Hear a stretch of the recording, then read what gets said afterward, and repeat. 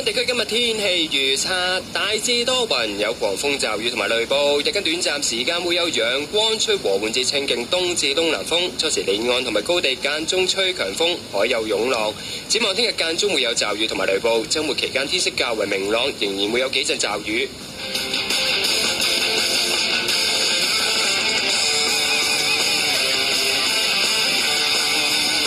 請注意1號戒備信號現正生效，另外雷暴警告亦都生效。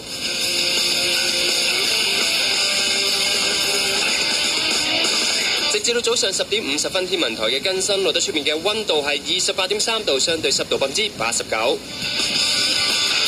另外，香港紅十字會輸血服務中心公布，星期三成功收集到517袋血液，感謝各位捐血者。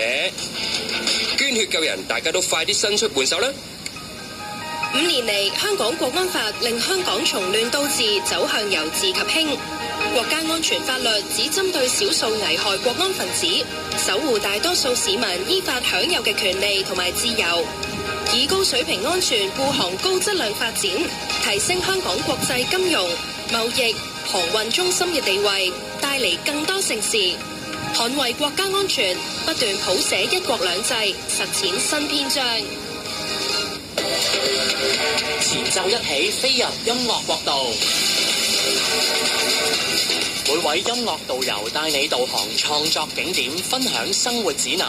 無需行李 ，Happy Friday 準時起飛。今個星期音樂導遊葉巧琳。神請你給我勇氣，才能安心的接受失去。留意聽日叱咤樂壇節目時段內，歌手化身音樂導遊，自帶作品分享最好生活時光。